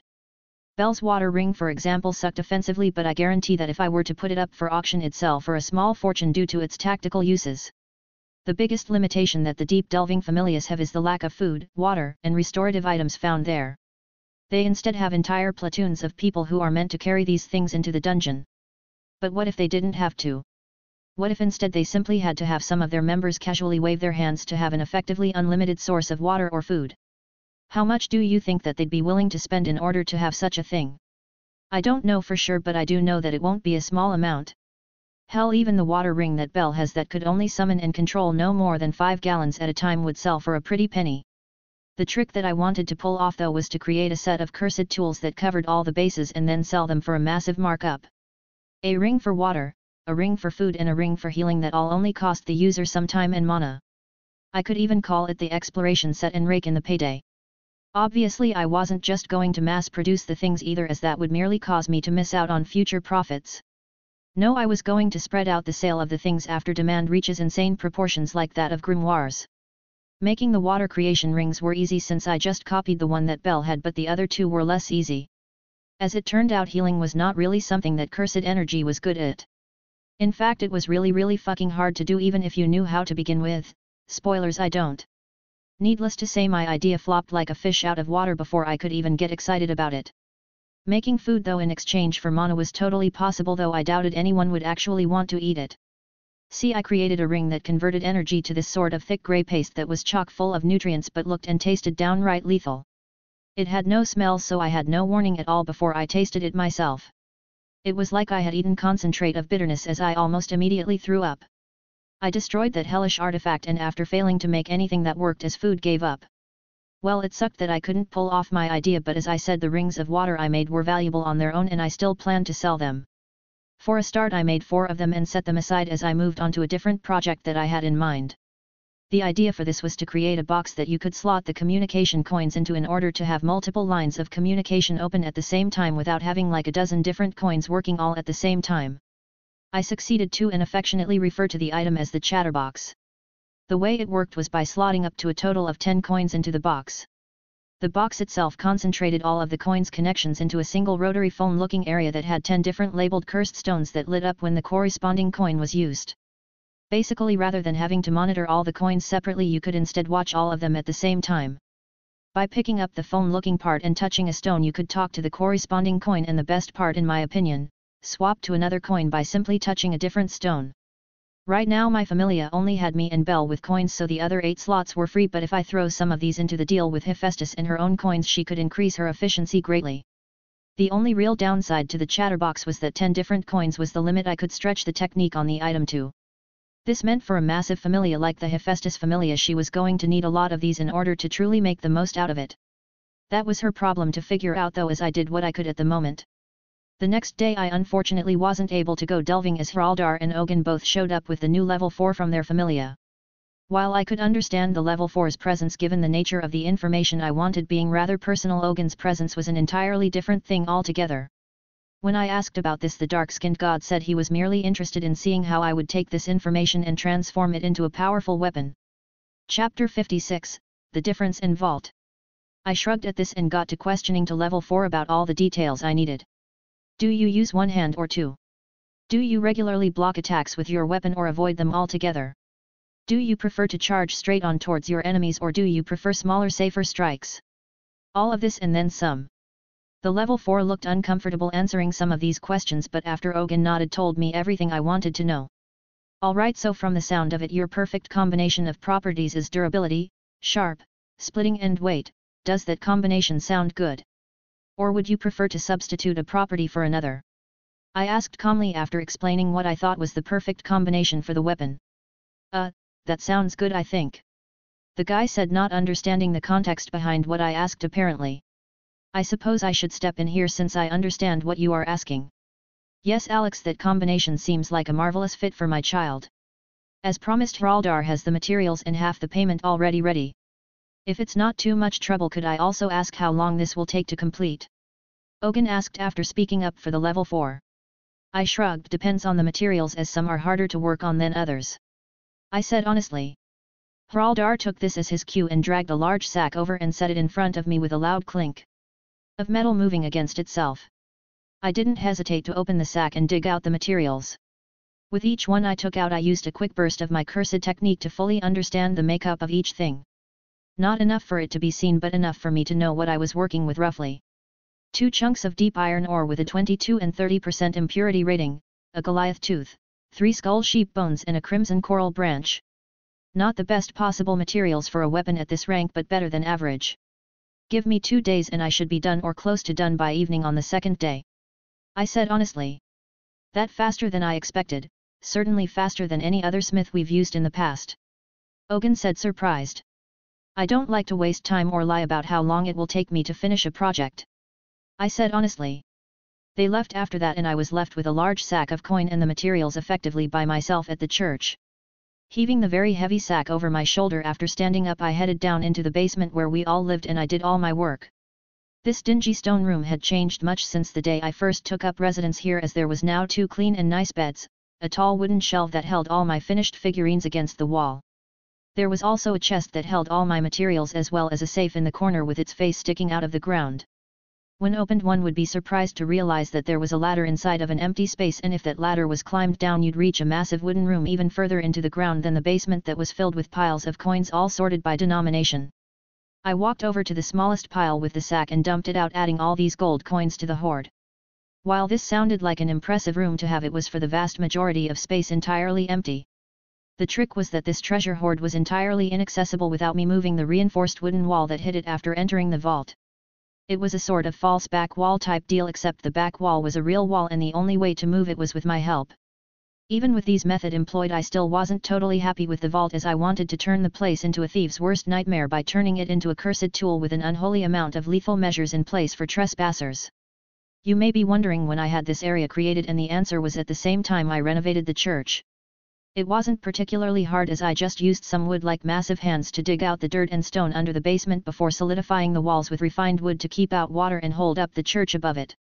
I burned a fuck ton of energy to do it, but I'd say that it was well worth it. I even had a small rug and chair that sat over the safe so any visitors wouldn't realize that it even existed. If you are curious why I even felt the need to make this addition to our humble abode, the answer was simply because of thieves. We were in the abandoned part of Orario, and while the church looked about a stiff breeze away from getting knocked down, thieves didn't pay it any attention. After I had fixed up the place, though, I had noticed a few not so kind gazes on the place, and we couldn't always be present. Eventually one of these people was bound to come in here to ransack the place, hence the secret money hoard. I couldn't give less of a fuck about them stealing the figurines or even the less precious materials I kept in the chest, but the money was a whole other issue. The materials and figurines I could replace really cheaply since I didn't keep the good shit in the chest, but you take our savings and that was a massive loss. As of right now we were sitting at a little under 2 million valis after my recent deposit, which was quite a lot. Anyways, I put the rug and chair over the safe door and took a seat with these materials to craft a sword. Hell's Forge. I spoke while starting with the deep iron ore.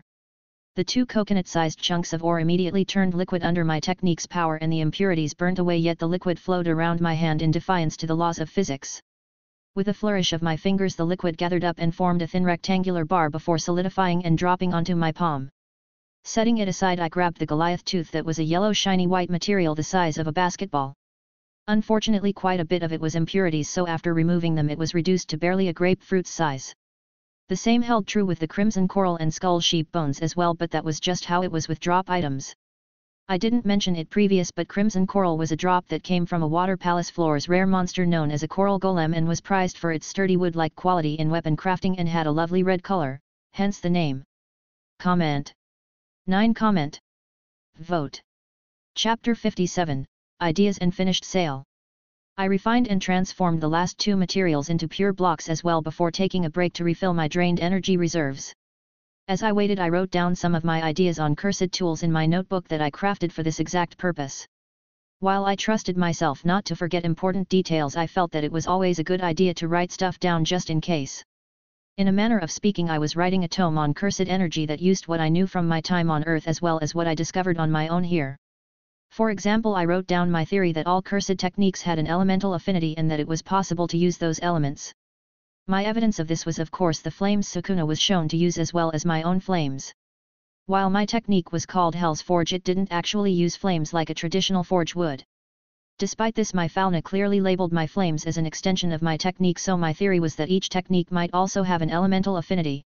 Admittedly, this was a rather flimsy theory, as I certainly didn't have enough information to say for sure. I also had other theories and conjectures in this notebook, like my experiments on cursed tool crafting and even my attempt at understanding the black flash phenomenon. To be specifically, why black flash caused a curse user to experience a state of enlightenment. If it was just a rare event that caused an attack to be way stronger than it had any right, then that was one thing. But I couldn't understand how it caused something clearly mental or spiritual to happen with a physical event. How a black flash occurred was explained in the manga, but the reason it did what it did was not clearly defined or even addressed, merely accepted as being the way it was. Anyways, once I refilled my energy reserves, naturally I grabbed the blocks of material to move on to the next step. First I fused the Goliath tooth, deep iron, and skull sheep bone materials together into a dull dark yellow-grey material that I shaped into a standard arming sword's shape. The crimson coral I then fused into the final shape visible on the blade and handle as a vibrant red swirling pattern. For the finer details, I carefully added grooves on the handle for grip and a smooth round pommel. The final step was to add a razor's edge and fully solidify the weapon. I drank a potion and got to work imbuing the properties chosen into the weapon's materials fully. I had secretly included a small cursed stone inside the pommel to empower these properties before leaving my touch mark and calling it done. This entire process took me the rest of the day, but I was done before the second day, which was faster than I told Ogun. I could only shrug since this was the first weapon I had crafted from scratch since I was level 1, so obviously I was a little off.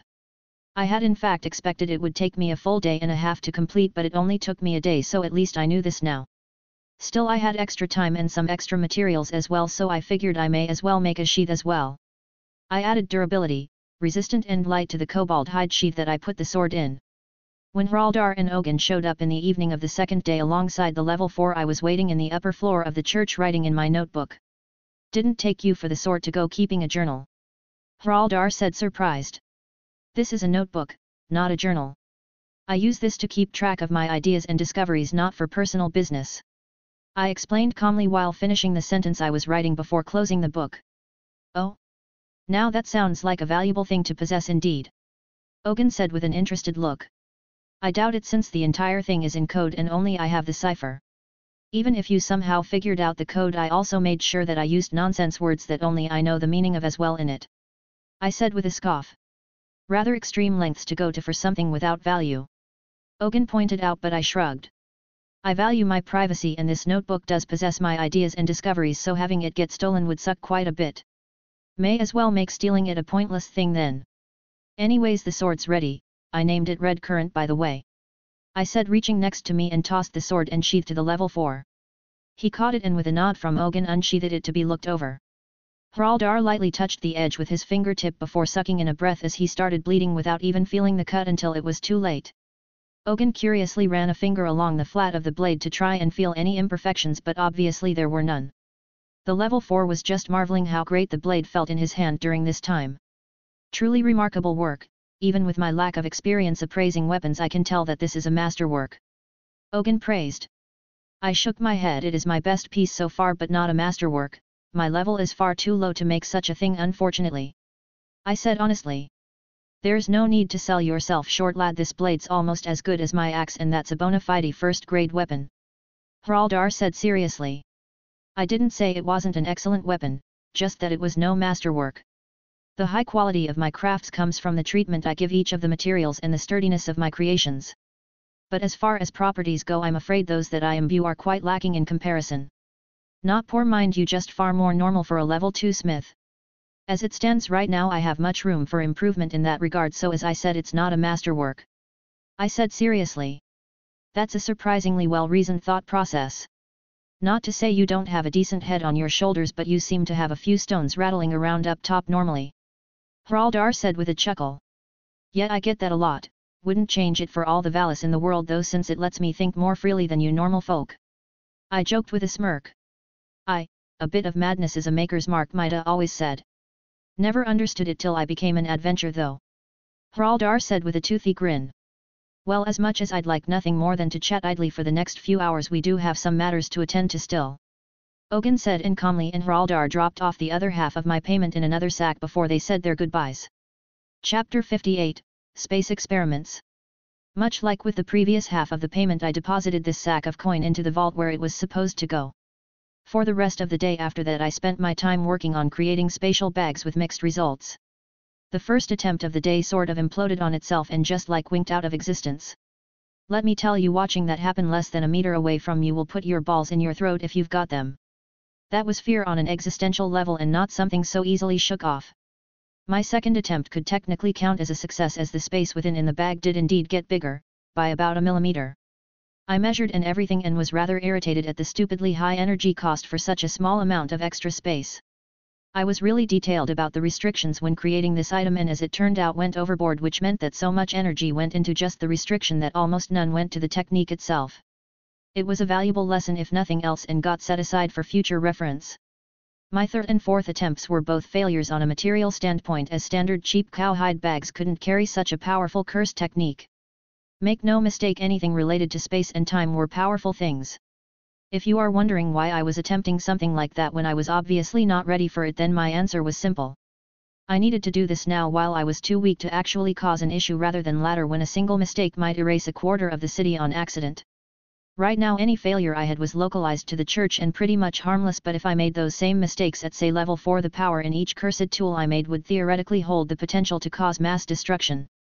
Mix that with something as volatile as space manipulation and you run a serious risk of causing a whole portion of the city to cease to exist. I'm talking you blink and suddenly a quarter of the city is an empty crater with perfectly smooth edges. Yeah, not a fun thought to have, so naturally I was trying to find the correct formula for these spatially expanded bags while I couldn't cause something like that. It was a little pricey, but I purchased some minotaur hides that I turned into bags and began trying again. This proved a good idea as the far superior minotaur hide bags were much better at holding cursed energy in larger amounts as well as more powerful techniques being imbued into them. My fifth attempt was on the right track but skewed a bit as the space around the bag was expanded, which let me tell you is some trippy shit as it looked like my arm stretched by another foot or when holding the bag. I tried to turn the bag inside out but ended up creating a spatial crusher in the process. By that I mean the expansion pressed against itself from all sides, creating a point in the center of the bag that pushed against whatever fell into it. This pressure crushed whatever the object was until it was made into a hyper-dense sphere that couldn't be compressed any further. I was pretty sure that if I kept adding stuff to the bag it would eventually form a black hole, and thus I reset the bag entirely. My sixth and final attempt for the day was also a failure, and much like my first imploded, though taking my right hand with it this time.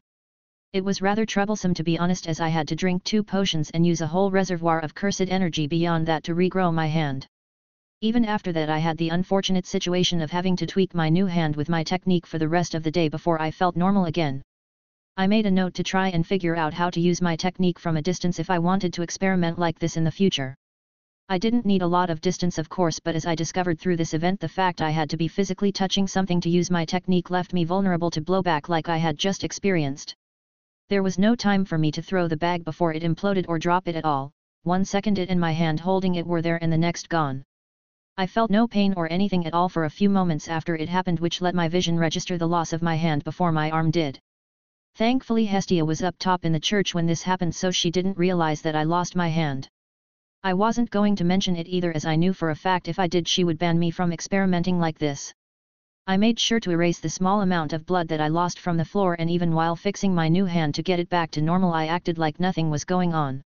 As much as I could appreciate her care for Belle and I, there was simply no feasible way I wasn't going to get injured by experimenting in the future.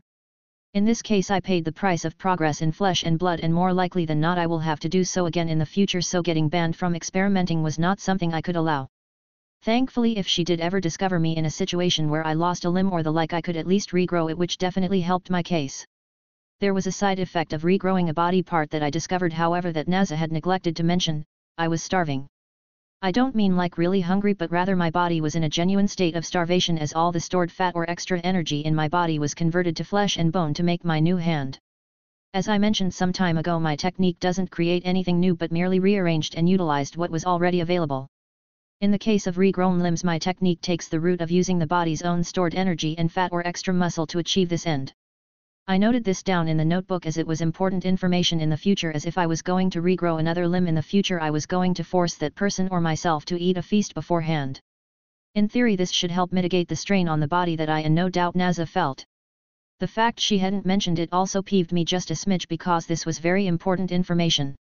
I was going to ask her about it tomorrow before I headed to the dungeon. Comment. 15 Comment. Vote. Chapter 59, Middle Floors. Oh that? Yeah, I felt it too, but it went away after eating a big meal, so I figured it wasn't a big deal. Naza said the next day when I asked her about it. Of course it's a big deal.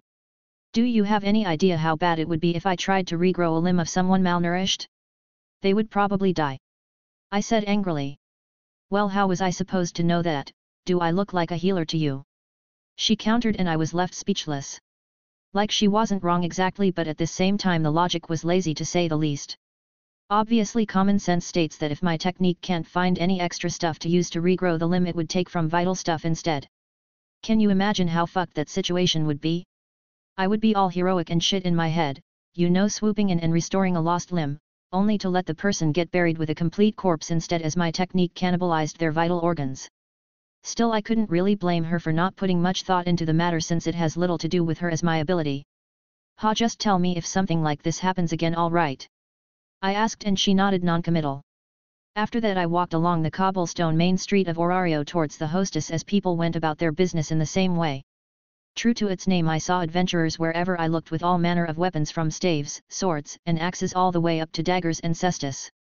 There was no real dominant race in the population either, as I saw equal parts humans, dwarves, Amazons, elves, and beastkin races. Like usual at this time in the early morning, Seer was waiting for me in her servant outfit, looked a lot like maid outfit from Earth but was green instead of black. It was easy to know when she spotted me too, as I was now hyper aware of my own soul and thus knew the moment she looked at it. "Good morning, Alex. Heading to the dungeon today?" she asked after greeting me with a smile. I nodded. That was the idea. I was thinking of going to the middle floors this time since I was rather disappointed at the strength of the infant dragon I killed. My hopes that the numbers will prove a better challenge to sharpen myself against, I said honestly. She frowned at me. "You never told me that you killed an infant dragon," she said accusingly. I shrugged. It didn't seem important really, as the thing was frankly easy to kill, though I suppose for most other level 2s the fight would indeed be pretty hard. I said casually. "If you say so," she said with a roll of her eyes. "By the way, Lenoa said she wants more of the thing you gave her but wouldn't say what it was when I asked." "Out of curiosity, what did you give her anyways?" she asked curiously. "Just a thing I had lying around.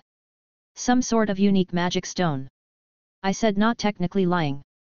Now that I knew she was a goddess, I knew how pointless lying to her was, so I started exploiting the loopholes to the gods' innate ability to tell when a mortal lies to them. For example, technical truths still count as truths to them and they would need to figure out when someone used one on them like every normal mortal. Most gods, however, just take a truth for granted and are thus easy to mislead if you know what you are doing. Seer looked suspicious of my answer though, which means she probably felt that something was off. "It must have been something special if Lenoa wanted more," she said, pressing the matter. "I doubt it is more than a mere curiosity since the thing can't even be used as fuel for magic items," I tried. I said, both giving her information and not at the same time. This worked as she seemed satisfied with my answer. "Well, I suppose I shouldn't keep you any longer lest Mamma Mia scold us. Best to stay on her good side after all," I said, bidding my farewell. I could feel her gaze on me periodically until I got in the dungeon, where I assume she was unable to see. I blitzed past the first 12 floors without killing a single monster I came across, except the killer ants, because fuck them in particular. Thus after a good hour and a half of travel I arrived on floor 13 at the start of the cave labyrinth floors. The entire area was fairly wide at about 5 or 6 meters across, with floors and walls made of rugged bedrock. The light was dimmer and the air heavy with humidity that clung to my skin. From this floor to the 17th I had to deal with the first non-rare level 2 monsters as well as some other high level 1 monsters. Hard-armored, silverbacks, wyverns, crystal mantises, lamiamormus, hellhounds, almirach, dungeon worms, minotaurs and liger fangs. Hard-armored were giant armadillo creatures that, like the name implied, were covered in hard armor-plated skin that made them hard to kill without flipping onto their bellies. Silverbacks were massive white-furred gorilla monsters with silver-colored fur on their backs, hence the name. Wyverns were pink-scaled draconic monsters that lacked the breath attacks and sheer raw power of an actual dragon but could still fly. Crystal mantises were large praying mantis monsters with crystal bodies that were also attracted to crystals or shiny objects for some reason but had no specific coloration. Lamiamormus were monsters much like the myths of Earth, as they had the lower half of a serpent and the upper half of a beautiful woman, though with blue skin and razor-sharp claws at the ends of each finger. Hellhounds were basically fire magic spewing wolves with black fur and red eyes. Almirach were white rabbits with red eyes that were universally known as one of the cutest monsters in the dungeon but were vicious little shits. Dungeon worms were just man-sized earthworms with a mouth full of razor-sharp teeth. Minotaurs were a weird fusion of man and bull and had the ability to wield weapons, making them popular sparring partners at higher levels. Liger fangs, on the other hand, were huge feline monsters that had the manes of a lion and the stripes of a tiger on their silver and black furred bodies. They also possessed massive front teeth like a saber-toothed tiger from ancient times. Like you may be able to infer from this roster of monsters, this was where the dungeon stopped playing nice, as not only was there a sharp increase in power from here on, but the spawn rate was also greatly increased. In other words, it became a very bad idea to try and solo these floors and beyond, as more monsters were likely to show up until you are overwhelmed. I was so excited. Chapter 60, Floor 13 and Nerf. My first impression of the middle floors was that it sucked ass. It was humid and the monsters were annoying to deal with. See, I entered the 13th floor expecting a grand challenge, only to be met with monsters that were overall weaker than the infant dragon but much more numerous. The drops though were so worth it. Crystal mantis carapaces and wings, wyvern hides, fangs and bones, lamia claws and scales, hellhound hides and fangs, almirach fur and horns and dungeon worm slime could be easily obtained by me as I slaughtered my way across the floor. I was effectively a mid to late level 2 in terms of stats, so naturally these high level 1 and low level 2 monsters were no match for me. My first monster encounter was with a pack of dungeon worms that burst from the ground to attack me. I ducked under them and got them with the sharp side of my weapon that cleaved their soft bodies in two halves that writhed in pain on the ground but were helpless to stop me from refining them with my technique for those sweet guaranteed drops. Dungeon worm slime was an alchemical ingredient that served some purpose or another, but I really didn't want to know what for my own peace of mind. I imagine that drinking potions becomes rather hard when you know exactly what sort of disgusting stuff went into making them. I am perfectly content in my ignorance for this matter, thank you very much. Next up on the chopping block were a group, flock, herd, swarm, of wyverns with those pretty pink scaled hides. I can say with absolute certainty that flying monsters are officially my most hated kind of monster. These pink fuckers kept diving at me from different angles before flying away while I dodged, turning the entire fight into a big game of cat and mouse. Then to add insult to injury, more monsters, Almiraj and hellhounds this time, spawned in waves that I had to deal with at the same fucking time as the cowardly pink flying lizards. By the time I was finally able to kill the last wyvern, I was surrounded by no less than 20 monster corpses that I needed to refine and harvest.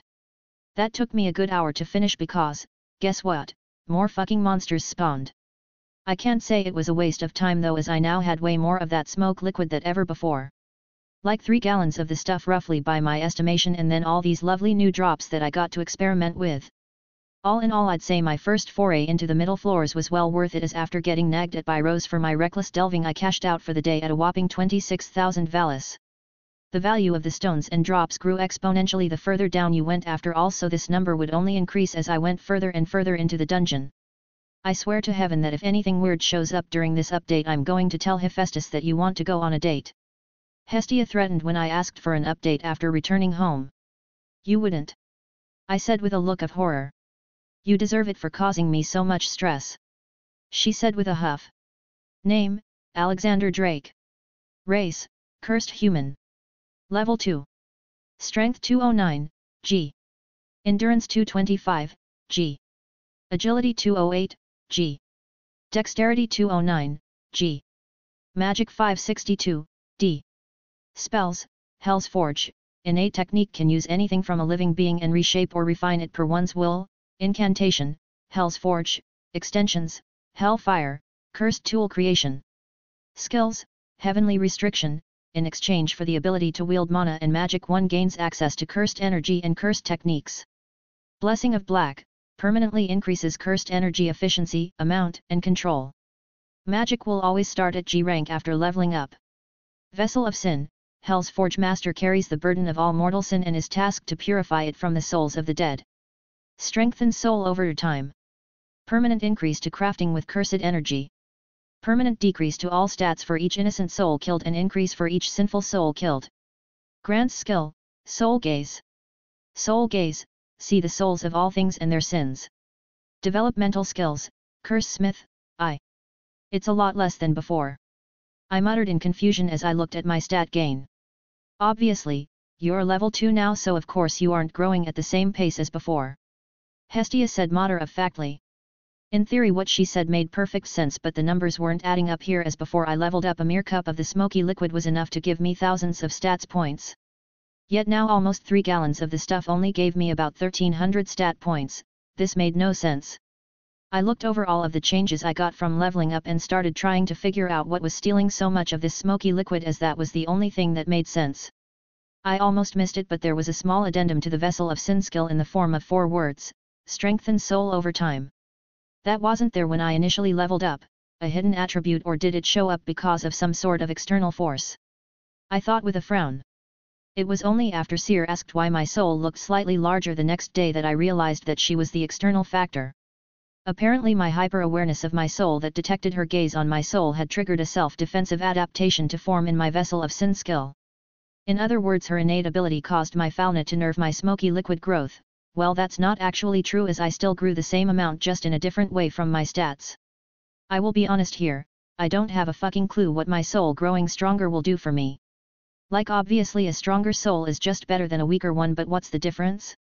Will I gain better control of my cursed energy? Will I be able to make better shit earlier? Shit like this that I really wanted to know but could only wait to discover. I felt like a kid who got a brand new video game on Christmas only to get grounded for the next month and have to stare at the thing in longing, the worst form of blue balls, am I right? Hypothetical orgasm denial aside, it kinda sucked that my stat growth got nerfed like this, and the worst part is I genuinely can't even get mad at Seer for it, as she can no more control her ability than I could mine. It was constantly active and we both just had to live with that and move on with our lives. I pouted over the next 2 days as I buried my head in experimenting with my new drop items with mixed results.